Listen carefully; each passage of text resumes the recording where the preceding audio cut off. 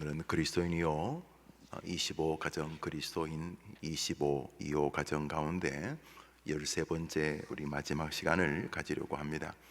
우리 한번 따라합시다. 사람을 세우는 말씀. 사람을 세우는 말씀. 사람을 세운다. 뭔가를 빌드업하기 위해서는 뭐 돈이 필요하거나 뭐 철근 시멘트가 필요하거나 뭐 그러지 않겠습니까? 근데 사람을 세우는 것이 무엇인가? 어떻게 사람이 쓰러지지 않고 든든히 살아갈 수 있는가? 성경을 이제 읽습니다. 사도행전 20장 31절 32절 시작. 그러므로 여러분이 일깨어 내가 3년이나 밤낮 쉬지 않고 눈물로 각 사람을 회개하던 것을 기억하라.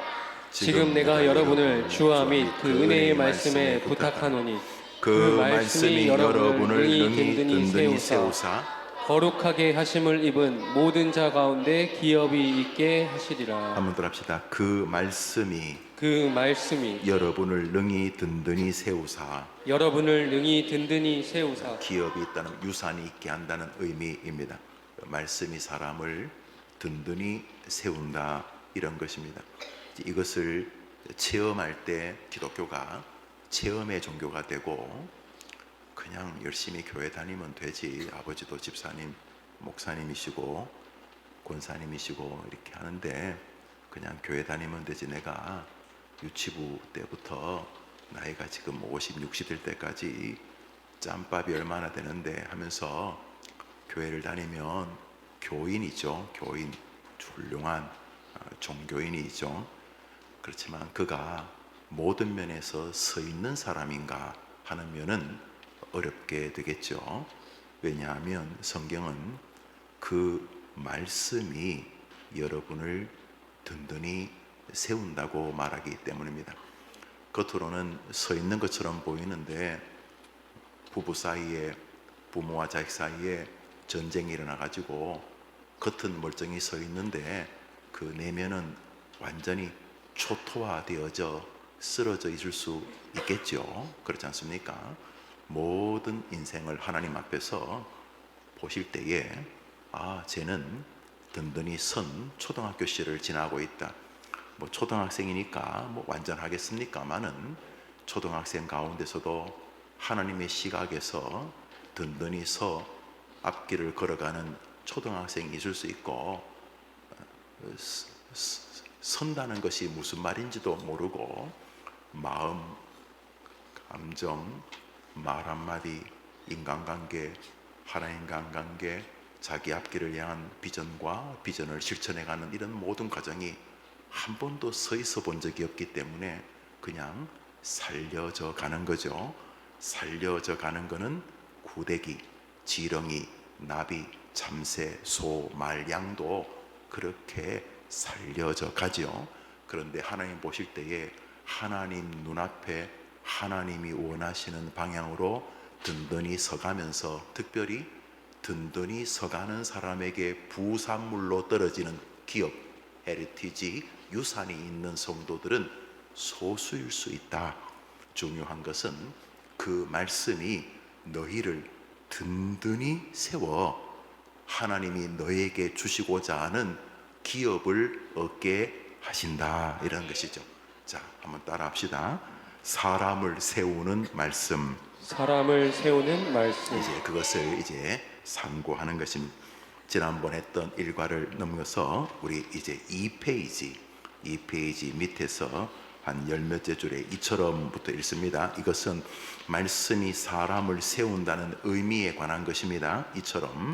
이처럼 말씀을 믿고 순종하는 자는 지혜로운 존재가 되며, 반대로 그 말씀을 소홀히 여기는 사람은 어리석은 자가 된다는 것은 당연한 주님의 가르침인 것입니다. 이렇게만 읽으니까 그게 갑자기 여러분이 한 주일 내내 이 그리스도인이요 교리를 달달 외웠다면 곧바로 진행해도 아무 어려움이 없겠지만은 보편적으로 다 잊어버리기 때문에 지난 시간을 잠시 리뷰하려고 합니다. 여기까지가 어디에서 근거한 것이냐? 웨스트민스터 신앙고백서 1조 2항을 위해서 읽습니다. 성경 혹은 시작. 성경 혹은 기록된 하나님의 말씀은 66권인데 이 모든 책들은 하나님의 영감으로 말미암아 주어진 것으로 신앙과 생활의 법칙이 된다. 신앙은 교회만이 아니라 우리의 삶 전반을 두르고 있죠. 교회에서만 집사님이고 밖으로 나가면 완전히 짐승처럼 변해서 그 사람이 교회 다닌다는 이유 때문에 교회를 옆 사람이 안 다니게 할 만큼 황당한 믿음 생활은 올바른 신앙이 아니겠죠. 그러니까 교회 안에서도 교인이고 교회 밖에서도 교인이고 주일도 교인이고 월화수목금토도 교인이니까 신앙 안에서 교인들이 다 삶을 살아가죠. 그렇지만 교회 생활도 어떤 면에서 생활 아닙니까? 교회 와도 밥 먹잖아요. 그럼 점심도 먹고 교회 와서 웃고 친교를 나누고 웃고 울고 커피도 마시고 이러면서 생활하지만 교회만이 아니라 월화수목금토도 우리가 다 생활하잖아요. 가정에서 아버지로 어머니로 아들로 직장인에서로 대표자로 또 종업원으로 학생으로 가르치는 사람으로 고치는 사람으로 병든 사람으로 우리의 생활, 그러니까 신앙과 생활은 우리의 삶 전부를 말하는 거죠. 우리의 신앙, 우리의 삶 전부의 삶의 지표가 되는 것이 뭐라고요?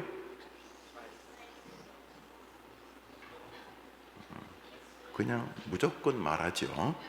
다시 읽습니다. 웨스트민스터 우리 신앙 고백 1조가 성경이고 그 1조의 2항을 읽습니다. 시작. 성경 혹은 기록된 하나님의 말씀은 66권인데 이 모든 책들은 하나님의 영감으로 말미암아 주어진 것으로 신앙과 생활의 법칙이 된다. 성경이 우리의 신앙과 생활의 원리와 그 삶을 복되게 하고 그 신앙을 복되게 하는 원리가 되는 줄 믿습니다. 아멘. 그랬으니까 우리가 신조를 고백하잖아요. 여러분 세례 받을 때 이거 가지고 묻거든요. 이거에 근거한 고백을 하면은 세례를 주거든요. 저도 이 고백을 가지고 목사 안수를 받았어요. 우리 웨스트민스터 신조는 갑자기 뭐 떠서 툭 튀어나온 게 아니고 성경을 정리해 놓은 거죠. 우리가 성경 66권을 다 달달 못 외우니까 신조 33개조로 우리가 믿는 기독신앙은 이것이다 이렇게 정리하는데 그 1조가 성경이에요. 그 성경 중에서 2항이 성경은 우리의 신앙과 삶 모든 생활의 삶의 원리와 원칙과 법칙 된다는 것입니다. 그러니까 기독교인은 성경에 근거해서 든든히 서야 정상인 것이죠. 나는 목사님 성경은 관심 없고 열심히 기도하겠습니다. 뭐 나쁜 말은 아닌데 굉장히 이상한, 다시 말해 신조와 성경의 중심에서 떨어져 있을 가능성이 높죠. 목사님 저는 설교 안 들어도 열심히 교회 봉사하겠습니다. 뭐 교회 봉사하시는 건 좋은 일이지만 분명히 기업이 없게 되겠죠. 왜냐하면 우리가 기업을 받고 싶은데 부모가 돌아가실 자식에게 유산 물려주듯이 하나님이 주시는 걸 받고 싶은데 유산을 말씀이 우리를 능히 든든히 세우고 그 말씀에 의하여서 우리에게 기업을 주시겠다고 말했는데 나는 뭐 오직 말씀 저거 그냥 수사 레토릭 그냥 외치는 소리고 나는 성령하고 크게 상관없이 그렇게 믿음 생활을 하겠다면 멋있어 보이는 게 아니라 병들겠죠. 그리고 본질적으로 성경에 의하면 서 있는 믿음이 아니겠죠. 뭐 자기는 뭐 내가 목사고 뭐 PhD를 하고 뭐 유학을 갔다 오고 뭐 총 나간다 칼 나간다 그래도 성경에 의하면은 서 있는 인생이 아니겠죠. 성도도 마찬가지입니다. 그런 면에서 이처럼 말씀을 자신의 신앙과 삶의 원리와 법칙으로 삼는 것이 바른 기독교인이다 이렇게 말한 것입니다. 이거 너무 중요한 것인데 이 말씀을 삶의 주된 원칙으로 삼지 않고 사는 사람은 사람인데 무너지고 있는 사람이다, 무너진 사람이다, 무너질 사람이다 이렇게 말하고 있는 본문이 뒤에 나오는 마태복음 7장입니다. 우리 읽읍시다. 시작. 그러므로 누구든지 나의 이 말을 듣고 행하는 자는 그 집을 반석 위에 지은 지혜로운 사람 같으리니 비가 내리고 창수가 나고 바람이 불어 그 집에 부딪히되 무너지지 아니하나니 이는 주추를 반석 위에 놓은 까닭이요 나의 이 말을 듣고 행하지 아니하는 자는 그 집을 모래 위에 지은 어리석은 사람 같으리니 비가 내리고 창수가 나고 바람이 불어 그 집에 부딪힘에 무너져 그 무너짐이 심하니라. 그러니까 지혜로운 사람은 그 말씀을 말씀으로 인정하는 사람, 그 말씀의 권위를 존중하는 사람, 순종하는 사람이고, 무너지는 사람은 그 말씀이 들을 만한 가치가 내 판단에는 없다는 생각에 의하여서 내 판단을 그 성경의 권위보다 앞세운 사람이죠. 말씀을 불순종한다는 것은 무엇입니까? 교만이기도 하지만은 내 판단을 훨씬 더 존중하는 거죠. 성경이 말하는 것보다 성경을 판단할 수 있는 내 자체에 훨씬 더 뛰어난 존중을 보내는 행위라는 것이죠. 그 사람을 성경은 무너질 사람, 방금 읽었던 오늘 본문에 의하면은 세워지지 않는 사람이라는 것이죠. 이러한 사상이 성경의 정신이기에 인생길에서 넘어지는 것은 말씀과 상관이 깊다는 시편은 조금도 이상한 것이 아닙니다. 밤에 캄캄할 때 돌뿌리에 넘어지게 되죠. 그러니까 시편 119편 105절은 넘어지느냐 넘어지지 않느냐를 상징하는 것이죠. 앞에 불이 있으니까 어디 땅 떨어지기가 있고 어디 깊은 도랑이 있는지를 알게 되는 거죠. 그런데 앞길이 보이지 않으니까 결국은 넘어지죠. 결국 사도행전 말씀대로 든든히 서지를 못하는 거죠. 그러니까 넘어져버리는, 든든히 서지 못하게 하는 일을 막는 것, 다시 말해 넘어지지 않고 계속 든든히 서서 안생 하나님이 원하고 복 주시려는 길로 가게 하는 아름다운 내비게이션 혹은 동인이 바로 하나님의 말씀이다. 이것이 시편 119편이죠. 읽읍시다. 시작. 주의 말씀은 내 발의 등이요 내 길의 빛이니이다. 그러니까 말씀이 사람을 세운다는 의미는 말씀이 넘어질 지점을 보게 하고, 말씀이 넘어질 수 있는 것이 인간의 본성, 자신의 아집, 교만, 죄성 혹은 게으름 같은 요소들로 벌어지는 것이며, 하나님은 우리가 넘어지지 않는 생애로 인도하시고자 말씀을 주었다는 거죠. 우리의 최종적인 넘어짐은 죽음입니다. 그렇죠? 죽음에서 안 넘어질 사람이 없죠. 그러나 의 말씀은 사람을 죽음에서도 쓰러지지 않게 한다는 것입니다. 사도 바울이 말하죠. 사망아, 네가 나를 쓰러뜨릴 수 있다고? 네가 나를 화살로 쏴서 쓰러뜨릴 수 있다고? 너는 나를 쓰러뜨리지 못하느니라. 나를 사랑하시는 하나님의 사랑 안에서 나는 이 죽음도 쓰러짐에서 이기게 되느니라. 이렇게 말하게 되는 것입니다. 한번 아멘 해보시죠. 아멘. 그래서 성경이 사람을 세운다는데 강력한 확신을 가지고 계시고, 반대로 말씀과 함께하지 않은 인생은 분명히 넘어지고 넘어졌고 넘어질 것이라는데 또 강한 확신을 가지고 있는 것입니다. 일반적으로 길을 가다가 어둠이나 돌뿌리를 만나면 사람은 넘어지기 쉽습니다. 인생길도 마찬가지입니다. 그때 그로 넘어지지 않게 하거나 넘어졌더라도 다시 일으켜 세우는 것이 있는데, 바울은 그것이 말씀이라는 것입니다. 그렇습니다. 언제나 우리 속사람을 강하게 하고 우리로 하여금 각자가 받은 사명의 길을 넉넉히 가게 하는 신앙의 동의는 오직 말씀입니다. 그것이 바울이 말하는 말씀이 우리를 든든히 세운다는 의미입니다. 여러분들 가운데 그 앞에 노래 열심히 성경 따라 있는 어린아이들도 뭐 자기 남들 고민이 있겠지만은 이미 30, 40, 50, 60 인생을 살아오신 분은 살면서 고난, 고초, 참 숨 막히는 시간, 밤에 잠을 자기 어려울 만큼 가슴 떨리는 시간을 한두 번 보내셨을 것입니다. 여러 사람들이 위로합니다. 전화로 위로하고 힘내라고 와로하고, 텔레비전에서 뭐 위로하고, 또 여기저기 뭐 핸드폰 보면서 위로의 메시지들이 있을 것입니다. 사람들의 이야기가. 그렇지만 그런 것들과 비교할 수 없는 어린 시절 외웠던, 목사님이 외우자고 했던, 혹은 젊은 시절 대학가에서 그 파라처치 이런 그 선교단체에 다니면서, 혹은 자기가 존경하는 교회에서 목사님에게, 혹은 자기가 성경을 읽으면서 들었던 어느 메시지, 어느 말씀, 그 말씀이 자기에게 탁 밀려오는 순간, 이것은 내가 신뢰하는 사람 100만 명이 위로하는 것보다 더 강한 그 말씀 자체가 우리를 소생시키는 것을 경험해 보셨을 것입니다. 기독교는 그것 때문에 존재하는 것입니다. 말씀이 딛고 일어서는 지팡이가 되는 경험을 하는 것입니다. 분명히 힘든데 뭐 어제하고 오늘하고 큰 차이가 없는데 오늘 내 안에 말씀의 변화가 생겼습니다. 그 말씀이 내 안에 꿈틀거리면서 그 말씀이 그대로 인정됩니다. 여전히 돈 없는 거 그대로고, 여전히 병 아픈 거 그대로고, 여전히 자식이 앞길이 안 보이는 거 그대로인데, 이 상황은 하나도 안 변했는데 하나님의 말씀, 저 말씀 솔라 스크립투라, 성경 말씀 하나가 내 마음에 탁 박히는 동안, 혹은 내 안에 그 말씀이 놀라운 성령의 은혜로 떠오르는 동안, 그 말씀이 내 모든 문제를 초월할 만한 믿음의 힘을 공급하는 것을 보셨을 것입니다. 이런 경험이 없으면 사실 올바른 기독교인이 아닙니다. 이런 경험은 빠를수록 좋습니다.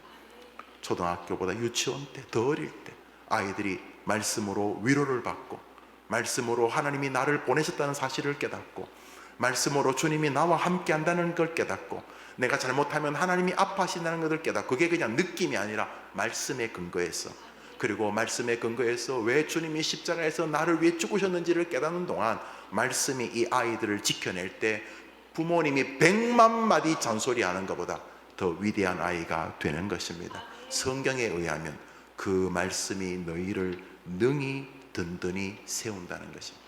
할렐루야. 네, 계속 읽습니다. 사람은 누구나 지치고 흔들립니다. 세상과 마귀 앞에서 연약한 존재가 인간이기 때문입니다. 그때 말씀은 지친 이를 세우는 하늘의 양약이 됩니다. 신앙적으로, 정신적으로, 육체적으로 지친 이를 세우는 것이 성경이며, 말씀이 나를 붙들고 나를 이끌 때 유동치 않는 성도의 길에 서는 것입니다. 그래서 바울은 에베소 교회와 그 성도들의 장래를 말씀에 맡긴 것입니다. 사도 바울이 바보가 아닌 이상 내가 너희를 옆에 있는 무슨 장로님에게 맡길게 이렇게 말하면 말이 되죠. 내가 너를 이번에 대통령에게 맡긴다, 이것도 말이 되는데, 내가 너희를 주님 곧 은혜의 말씀께 부탁하노니 그 말씀이 너희를 능히 든든히 세우사. 무슨 말씀이 사람입니까? 무슨 말씀이 기관입니까? 무슨 말씀이 뭐 정보단체입니까? 말씀이 무슨 국회의원입니까? 그런데 바울은 내가 너를 말씀에게 부탁한다는 것은 바울이 무엇으로 자기를 위로하는 하나님을 만났는지를 알게 하는 것입니다. 그 죽음 앞에서도 바울을 위로했던 것이 말씀이었던 것입니다. 할렐루야. 아멘. 계속 읽습니다. 이 사상은 바울만의 주장이 아닙니다. 베드로 사도도 동일하게 말씀으로 우리가 구원의 진리에 굳게 설 수 있다고 말합니다. 구원이라고 하는 것이 예수님이 나를 건지셨다는 것에 대한 고백입니다. 그런데 그 구원이 어떻게 일어나느냐 하는 것입니다. 구원이 어떤 방식으로 일어나는가? 물론 구원은 하나님의 정권적인 역사고, 그 구원이 내 마음에 깊은 은혜로 착상될 때 우리는 그것을 구원의 확신이라 이렇게 부릅니다. 그런데 베드로가, 예수님의 그 특별한 제자 베드로가 이렇게 말합니다. 읽읍시다. 시작. 너희가 거듭난 것이 썩어질 씨로 된 것이 아니요 썩지 아니할 씨로 된 것이니 하나님의 살아있고 항상 있는 말씀으로 되었느니라. 그러니까 여러분이 구원받는 것은 말씀에 대한 어떤 반응의 결과라는 것입니다. 여러분이 구원받았다면 그것은 말씀의 변화, 하나님이 예수님에게 말씀하신 결과이든, 그 예수님의 말씀을 어떤 목사가 설교를 통해서 말한 결과이든, 여러분이 성경, 웨스트민스터 신조에 하면 성경 낭독, 여러분이 성경을 읽으면서 생긴 은혜의 결과이든, 말씀의 결과이든, 혹은 엄마 아빠의 권면의 결과이든, 여튼간에 여러분이 구원받게 된 것은 최종적으로 말씀으로 인한 것이다, 이런 것입니다. 아멘. 이거 무조건 진실이에요. 그러니까 주일날 애들 붙잡아 놓고 과자 부스러기나 주고 무슨 프로그램이나 하면 동반자살하는 거예요. 뭐 그런 거 하지 말라는 게 아니고, 아이들에게 구원받게 하기 위한 할 수 있는 최선의 길은 아이들에게 말씀이 듣도록 해주는 자리에 세워두는 것입니다. 성경이 그렇게 말하는데 여러분의 자식은 다른 방식으로 구원이 임하기를 바란다면 정말 나쁜 부모인 거죠. 성경은 여튼간에 사람이 구원받는다면 그것은 말씀으로 인한 것이라고 말하는데, 말씀을 별로 이렇게 중요하게 안 여기면서 애가 열심히 교회 나가면 구원받을 거라고 믿는 것은 뭐 착한 부모이고 성실한 부모인지는 모르지만 너무너무 무책임한 부모인 거죠. 그래서 아이들에게 성경 낭독, 평소에 성경 읽기, 어떻게 사람에게 구원이 임하는가 하나님은 성경 낭독, 특히 설교를 통해 행하신다. 우리의 신조 웨스트민스터 소유리 문답 89번이 그렇게 말할 진리를 우리가 수nom하고 있잖아요. 그러니까 아이들에게 구원의 역사가 일어나기를 빈다면은 하나님께서 저 아이에게 나와 내 아내를 통해서 말하시던, 가장 보편적으로 목사님을 통해 말하시던, 아이가 성경을 읽을 때 말하시던, 하나님 저 아이에게 말씀을 통해 구원의 은혜를 허락해 달라고 기도해야 되는 것입니다. 할렐루야. 아멘. 그러니까 바울만 말씀이 사람을 세우는 게 아니고 가장 훌륭하게 하나님을 향한 이 아름다운 구원의 서정을 세우는 것도 베드로 역시 말씀이라고 말하는 것입니다. 할렐루야. 아멘. 한번 따라합시다. 말씀이 사람을 세운다. 말씀이 사람을 세운다. 이걸 머리에 염두에 둔 목사가 그 교회를 어느 쪽으로 인도하려고 하겠습니까? 다른 것도 해야 돼요. 사치기 사빠뽀 이런 것도 하고, 윷놀이도 하고, 또 애들 같이 노래도 하고, 다 좋은데 머릿속에는 그 모든 것이 어느 방향을 향해야 되는 것입니까? 말씀입니다. 할렐루야. 아멘. 그래야 제가 하늘나라가 면목이 있는 것이죠. 여러분도 마찬가지인 것입니다. 다른 것으로 감동을 주려고 하는 행위들이 큽니다. 대표적인 게 노래 부르기입니다. 노래 부르기. 노래가 다 좋아요. 좋은데 위험해. 그래서 우리 아이들이 찬양하고 하는 거 다 좋아하는데 조심해야 될 게 뭐냐 하면, 젊을 때 말씀에 빠져들 수 있는 에너지를 자꾸 그쪽으로 다 쓸 가능성이 있어요. 찬양이 중요해요. 그렇지만 부모는 염두에 둬야 돼. 우리의 에너지가 그쪽으로 다 써져서 젊을 때 막 노래 부르고 CCM 부르고 좋은데, 그 말씀에 몰두하고 말씀 앞에 마음과 몸을 중심에 세우고 아파하고 괴로워하고 양심의 가책, 뻔뻔함, 외식, 눈물, 진실함 이러면서 그 말씀과 함께 만나야 될 시간들을, 종교적 행위잖아요. 노래 부르기도 종교적 행위니까 열심히 하면서 정신을 잃어요. 그래서 어떤 교회가 한번 청년들 집회 가면 찬양 1시간 동안 부르고 설교를 다 자요. 피곤해가지고. 그러면 되겠냐 말이죠. 이렇게 제가 한 예를 들어서, 종교적 행위가 중요해요. 형틀을 자꾸 깨부수려. 그거 안 중요해. 설교만 중요해. 성경 읽기만 중요해. 성경 공부만 중요해. 이렇게 하면 안 돼요. 우리가 다 틀이 있어요.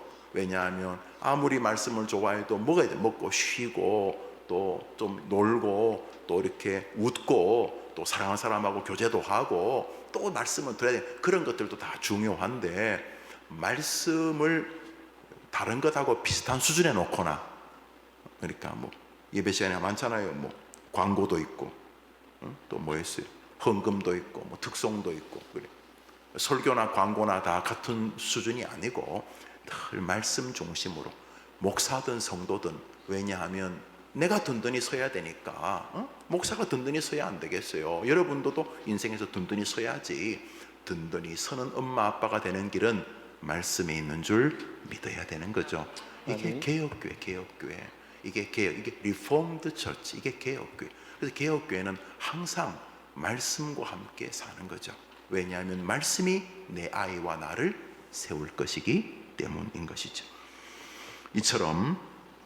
이처럼 구원의 신앙을 비롯한 신앙의 전반적 영역을 굳게 세우는 말씀은 나아가 사단과의 싸움에서도 교회와 성도를 든든히 세우는 힘의 원천이 됩니다. 그러니까 말씀이 성도를 든든히 세우는 것은 개인적인 내면적인 이런 도전과 응전의 문제지만, 훨씬 더 심각한 영적인 세계, 가장 센 적 사탄, 마귀와의 싸움에도 말씀은 효력을 발휘한다는 거죠. 그러니까 단순히 애를 잘 키우고 직장생활 잘하고 가정을 잘 이끌고 교회를 잘 이끌고 이런 수준이 아니라, 이런 수준뿐만 아니라 강력한 그 전술이 무궁무진할, 사탄이 전술이 한두 개밖에 없겠어요. 그 무궁무진한 능력을 가진 그놈 사탄과도 싸우는데 말씀은 가장 강력한 무기가 된다는 것이죠. 웨스트민스터 신앙고백 1조 1항임 읽읍시다. 시작. 하나님께서는 진리를 더 잘 보존하고 전파하기 위해서, 그리고 육신의 죄성과 사탄과 세상의 악에 대비하여 교회를 더욱 굳게 세우고 위로하시기 위해 그 계시한 진리가 온전히 기록되게 하셨다. 그래, 기록하게 하신 게 뭐라는 거예요? 그래요. 그 성경은 누구와도 싸울 수 있게 해야 됐다고요? 사탄과도. 그렇습니다. 그렇습니다. 하나님은 우리의 육신의 부패와 사탄의 악에 대비하고 교회를 견고하게 하며 성도를 치료하고 위로하시기 위해 성경을 주셨습니다. 그러기에 지치고 병들어가는 성도에게 말씀의 낭독과 설교가 힘과 위로와 치료가 되는 것은 당연한 결과인 것입니다. 그래서 교회 와서 말씀의 은혜를 안 받아요. 그건 첫째로 목사가 맞아 죽어야 될 죄인인 거죠. 그건 목사에게도 큰 책임이 있어요. 그러나 회중에게도 책임이 있어요. 여러분이 정말 말씀을 사모하면은 목사가 막 되도 않으면 안 되겠지만 좀 부절한 설교여도 하나님께서는 역사하실 수 있어요. 그러니까 이게 여러분의 제가 뒤집어 씌우려는 거 아니에요. 여러분이 쥐가 재워놓고 왜 저래 이렇게 말하지 마시고 저도 최선을 다하겠지만 여러분도 최선을 다해요. 그래서 마틴 로이 존스 목사님 20세기 최고의 설교자를, 그분은 영국 왕실 주치, 우리나라 말하는 백악관 주치, 백악관 주치가 27살 때 내가 의사 열심히 한다고 이 나라가 될 게 아니다. 이 나라의 병은 다 영적인 병이다. 그러고 자기 고향, 우리로 말하면 웨일즈, 우리로 말하면 딱 전라도로 내려가서 목포쯤 되는 포트 탈봇 항구에서 에즈버리 전쟁교회라고는 그 고향 교회에서 이제 목회를 시작해요. 센세이션을 일으켰죠. 설교를 성경을 중심으로 하셨으니까. 저도 제가 목회되는 한데 이분이 가장 큰 영향을 끼친 목사일 거예요. 제 방에 그 어른 얼굴을 그려놨어요.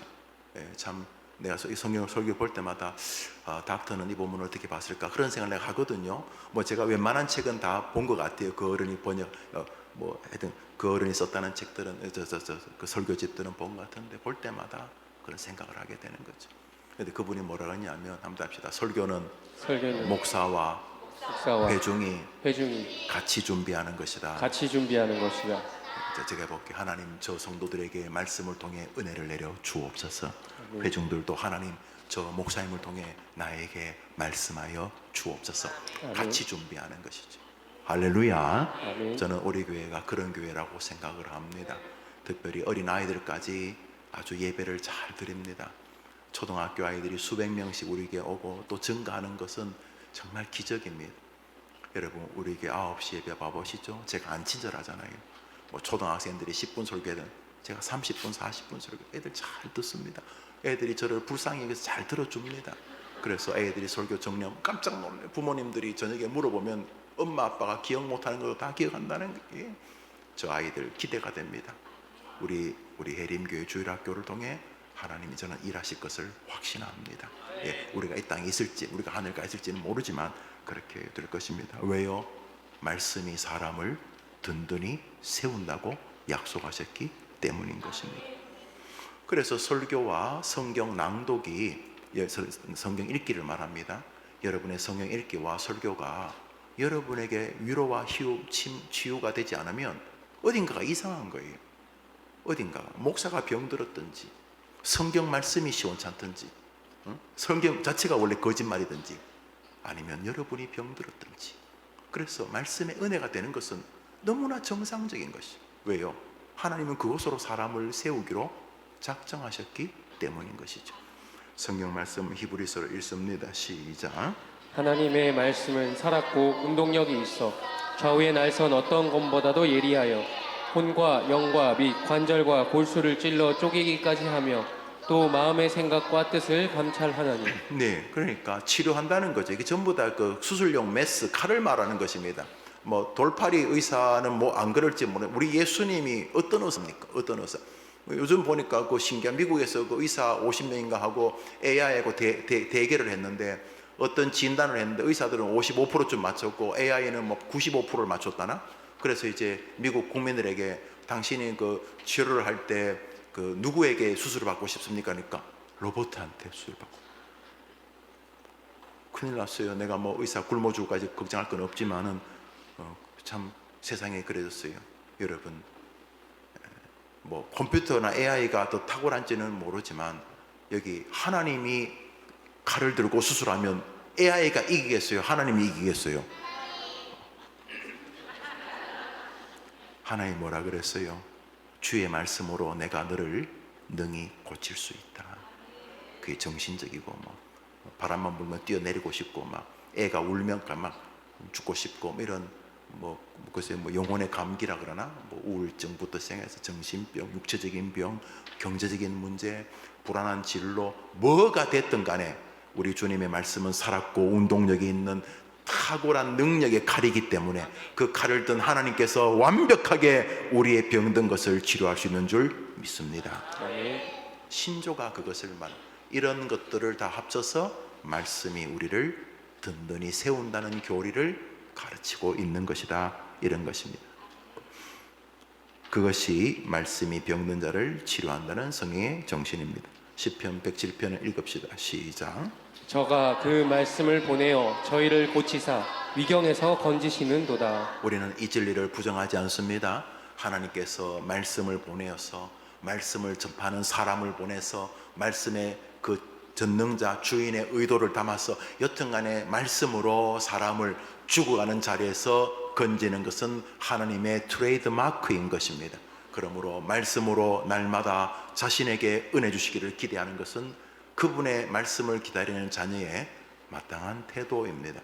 목사가 말씀을 준비하면서 하나님 우리 해림의 성도들에게 말씀으로 친히 임재해 주시기를 간구하면서 구해야 되는 것이 마땅한 것처럼 성도들이 매주일 주의 전에 오르면서 하나님께서 당신의 종을 통해 나에게 말씀하여 주옵소서 종이 듣겠나이다 하는 태도는 올바른 것입니다. 성경을 읽을 때도 그 정신은 견지되어야 하는 것입니다. 그래서 성경을 읽지 않고 사는 것 자체가 교만의 극치 중에 하나인 것입니다. 내가 잘났다는 거 아닙니까? 다 안다는 겁니까? 말씀 없이도 너는 충분히 설 수 있다는 뜻입니까?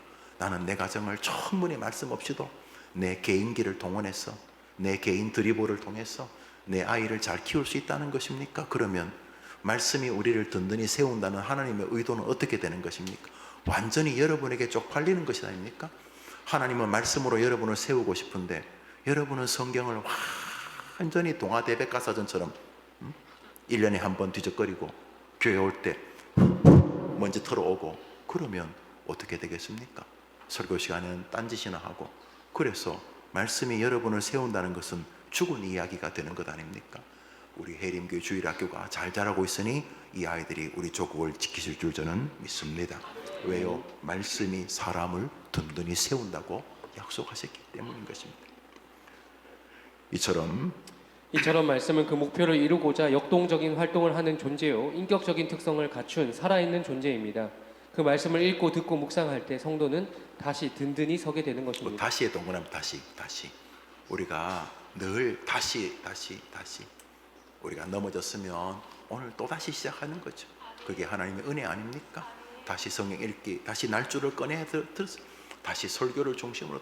제가 깜짝 놀란 것은 우리 교회 오신 성도 가운데 그 유튜브에 나오는 제 모든 설교를 다 들었대요. 그게 가능한지 잘 모르겠어요. 왜냐면 저도 못 들었기 때문에. 저는 하긴 했지만 자기가 우리 교회 설교를 다 뭐 옛날에 지금 나온 지 뭐지 제가 2년 반 넘게 요나스 강의 그것도 다 듣고 우리 교회로 왔다는 거예요.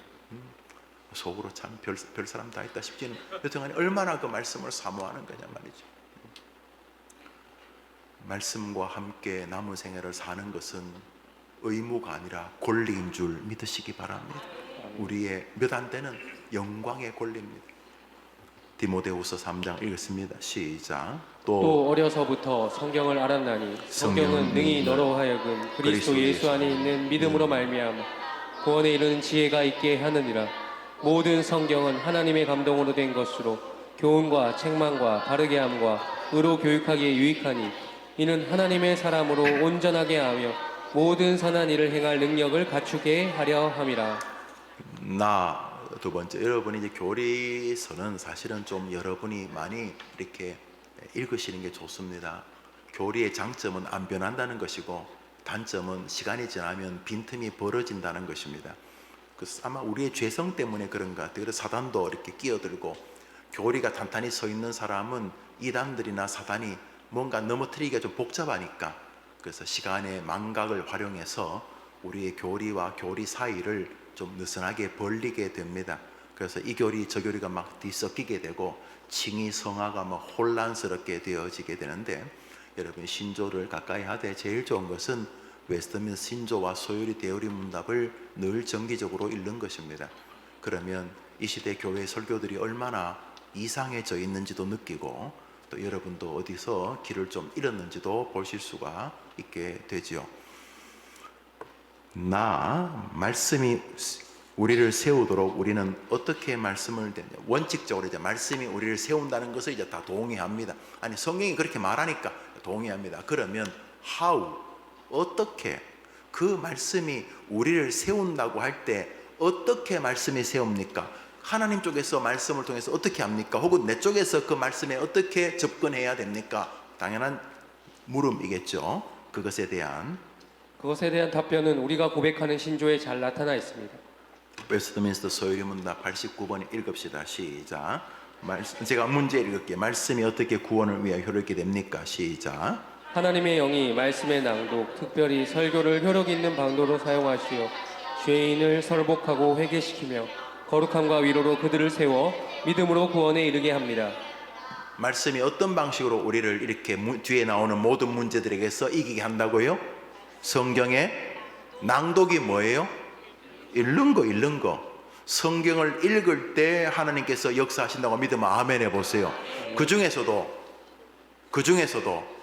설교를 통해서 하나님은 우리에게 날마다 구원의 역사를 행하신다. 믿으시죠? 개혁교회는 여기 서 있습니다. 그래서 개혁교회는 강단이 저쪽 구석에 있지 않고 중앙에 있는 것입니다.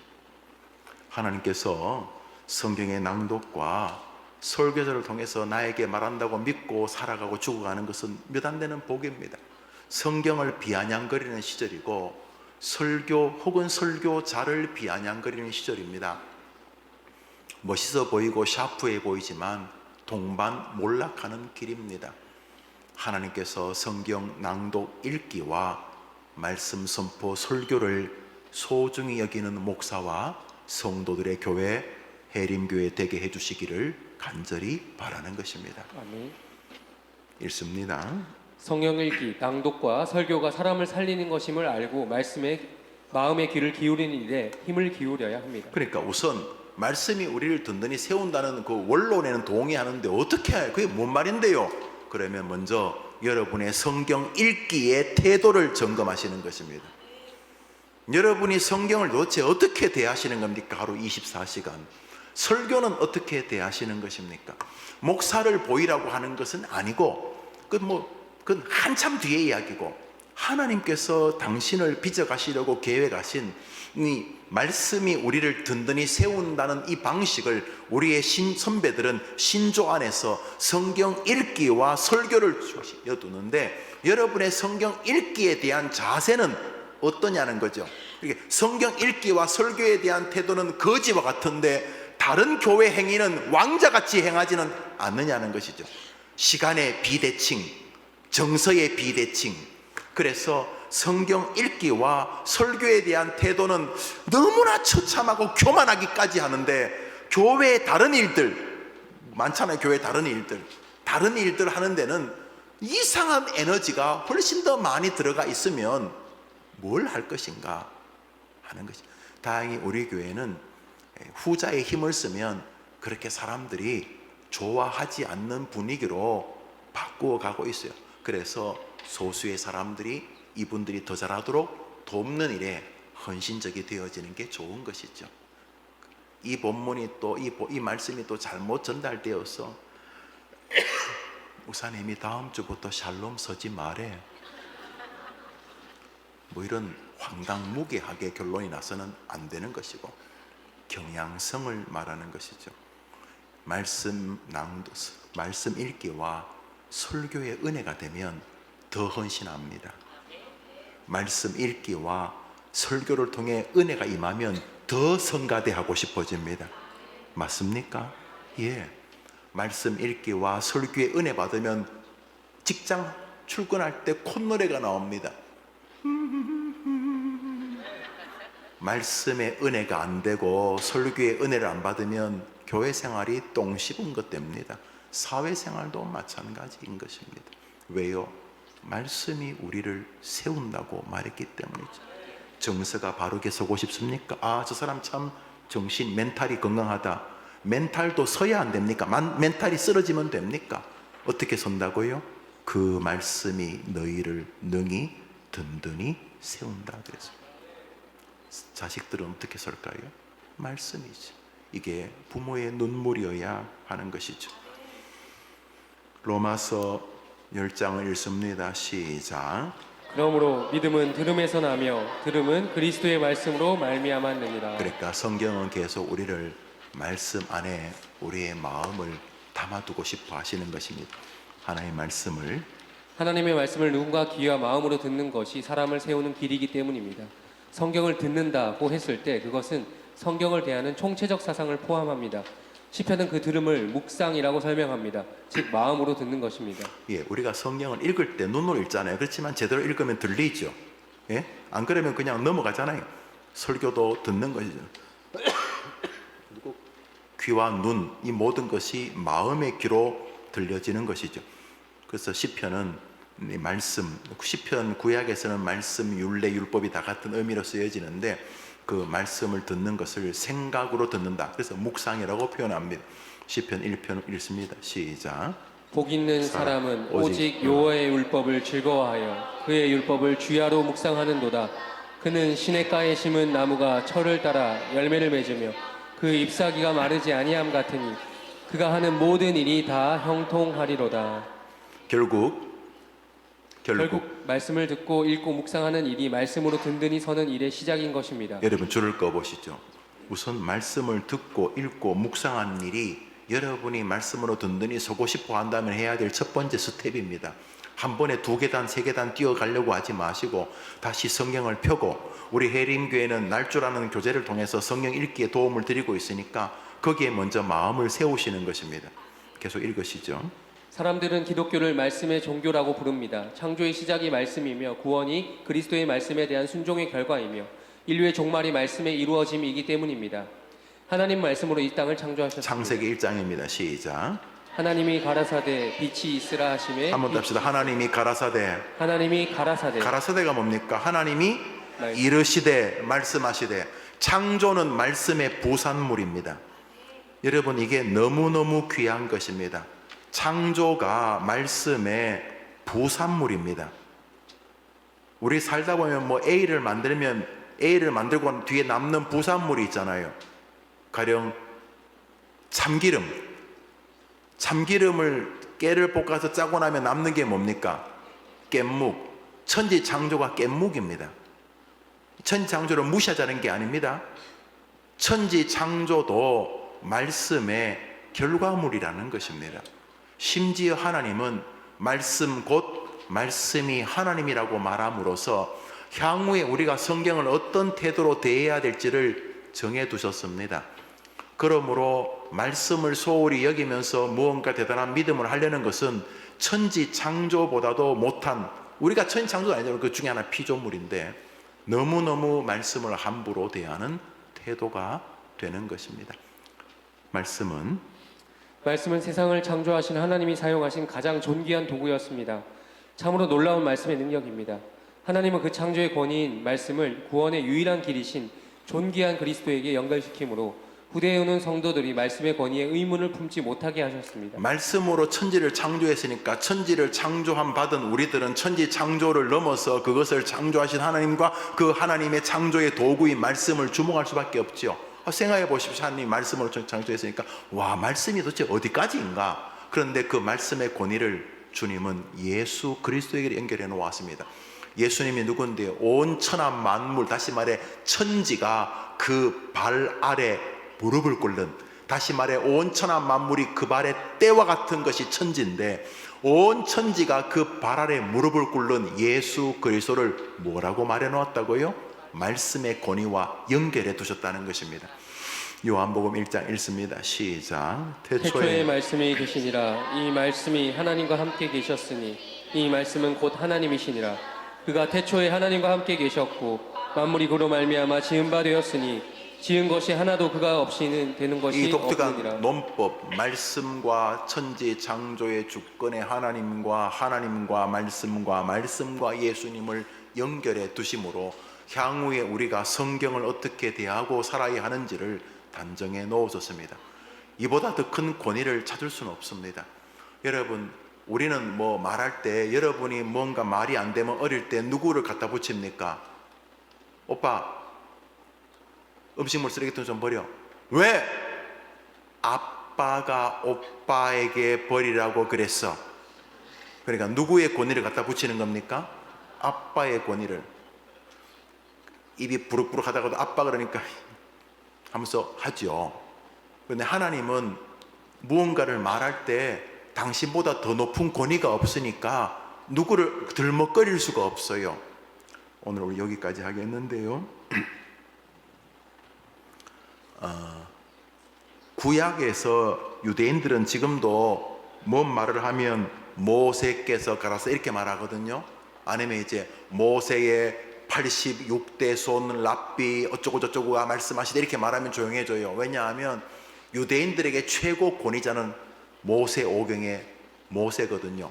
그래서 뭔 말만 하면 모세께서 이르시되 이렇게 말하면 다 좀 잠잠해져요. 그때 하나님은 당신보다 더 높은 권위가 없잖아요. 그래서 하나님, 예수님은 말투가 독특해요. 우리는 그래 우리 부교육자들도 우리 부교육자 다 좋은 분인데 가끔은 내가 지시 안 한 것 같은데 목사님이 하라고 하셔서 했다고 그러면 내가 기억이 안 나지만 그 뭐 내가 했다고 하니까 뭐 다른 분들도 아이고 뭐 목사한테 욕하기는 뭐 하니까 알았어요 이렇게 보통 말하죠. 난 아는 것 같아요 느낌이 여튼간에. 그런데 하나님은 하나님보다 더 큰 권위가 있어가지고 저분이 이렇게 말할 수가 없잖아요. 그래서 예수님이 이 땅에 계시면서 모든 권위를 자신에게 두었습니다. 내가 진실로 진실로 너희에게 이르노니. 이런 예수의 어법은 예수의 독특한 정신세계이죠. 지구상에 당신보다 더 권위 있는 게 존재하지 않기 때문에. 다른 사람들은 뭐 모세가 아브라함이 이르시되 이런 소리 하지만 예수님이 볼 때는 걔네들도 당신의 창조물이기 때문에 내가 이르되. 그런데 그 예수님을 성경은 이 하나님은 말씀이 육신이 되었다고 말하고 있는 것입니다. 우리 지금 예수님 볼 수 있습니다. 말씀이 육신이 되어 예수님 승천하시면서 우리에게 육신의 권위를 가지고 있는 말씀을 남겨주셨기 때문인 것입니다. 한 번 더 합시다. 오직 말씀. 이게 종교개혁의 기치인 이유가 여기에 있는 것입니다. 우리가 지어낸 것이 아닙니다. 이제 말씀을 붙들어야지만 잘 죽습니다. 우리 언젠가는 죽죠. 요즘 이제 노인시설들 또 기도하고 있는데 뭐 무르익고 있죠. 제가 250평 준비되면 하겠다고 했는데 벌써 100평 정도 헌금을 하신 것 같아요. 예, 좋은 일이죠. 자, 우리가 이렇게 500평에 준비를 하고 있는데, 예, 제가 노인들을 많이 보잖아요. 또 이제 거의 기동도 못 하시고, 이제는 누가 이렇게 눕혀 돌려드리지 않으면 욕창이 생길 만큼 스스로 움직일 수 없는, 다 우리도 이제 예비 바로 그 환자들이 우리가 지금 지으려고 하잖아요. 우리 해림 식구, 뭐 다른 사람은 모르겠고 우리 해림 식구들은 진짜 뭐 건강할 때는 뭐 헌금하고 뭐 열심히 봉사하고 병 들면 알지도 못하는 요양시설에 가고. 저는 그건 나는 안 해야 되겠다. 그래서 우리 기도하고 우리 교인들이 많이 도와줘서 지금 하고 있는데, 여러분 이제 죽을 때 한번 생각해 봅시다. 뭐 제 죽음 뭐가 여러분을 위로하겠어요? 여러분, 나를 믿는 자는 죽어도 살겠고 내가 세상 끝날까지 너와 항상 함께 있으리라. 내가 너를 위하여 천국을 예비하였노라. 마지막 날에 의사나 간호사나 손자 손녀가 여러분의 손잡고 있다고 위로될 리가 없습니다. 뭐 와주면 고맙긴 하지만 마지막 위로든 죽기 한 달 전이든 죽기 30년 전이든 우리를 위로할 힘은, 우리를 그래서 믿음으로 삶으로 든든히 서게 하는 힘은 말씀 안에 있는 것입니다.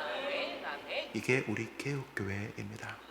그래서 성경을 멀리하고 뭐 좋은 일이 벌어지기를 바라는 것은 죄송하지만 해림교회 교인답지 않은 것입니다.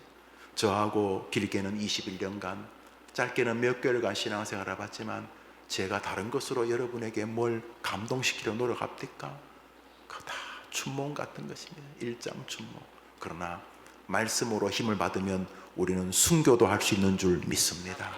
말씀의 은혜를 받아야 되는 것입니다. 헌금도요, 백날 헌금하라고 해봐야 될 일이 없어요. 그런데 하나님이 은혜 주시되 말씀으로 은혜 주시면 역사하게 되는 것이에요. 애들요, 잔소리 애들에게 해봤죠. 말 안 되는 말 하면 애들은 듣지도 않지만 애들한테 부모가 구구절절하게 앞뒤 말이 논리적으로 착착 맞으니까 애들이 아이고 하고 따라옵니까? 아니요. 그러시. 부모가 말이 논리적이면 애들이 나갑니다. 답답해가지고. 그러나 말씀으로 아이들이 은혜 받으면 뒤집어지는 것입니다. 그게 쇼컷입니다. 그게 지름길입니다. 그게 제일 빠릅니다. 성경이 보장했지 않습니까? 말씀이 네 새끼를 든든히 세울 것이다. 앞길요, 여러분이나 애나 저는 오늘 오전까지만 해도 내일 장례식이 없어서 내일 무슨 계획이 있었는데 오늘 그 아드님이 저한테 전화를 해서 저한테 내일 입관 예배를 부탁했는데 우리 당연히 그 목사님의 아들이기도 하지만은 우리 권사님, 우리 집사님의 또 아버님이기도. 그래서 제가 모든 걸 뒤로 다 미루고 또 장례식을, 내일 일은 난 몰라요. 무슨 일이, 혹시 제가 내일 장례식장 가다가 교통사고로 하늘 나갈지 여러분이 저는 모르잖아요. 오늘도 든든히 살 수 있는 길은 하나님의 말씀이 나를 붙들 때인 줄 믿습니다. 한번 더 합시다. 주의 말씀이 너희를 능히 든든히 세우사 기업이 있게 하시리라. 할렐루야. 한과를 보통 2주 안에 끝내려고 했는데 뭐가 잘못됐는지 또 한 주를 더 하게 되었습니다. 다음 주에는 우리 해림교회의 특징인 말씀과 날주에 대해서 상고하려 합니다. 날주를 통해 은혜 받는다는 분을 많이 듣습니다. 해외에서도 날주책으로 은혜 받는 얘기를 참 많이 듣습니다.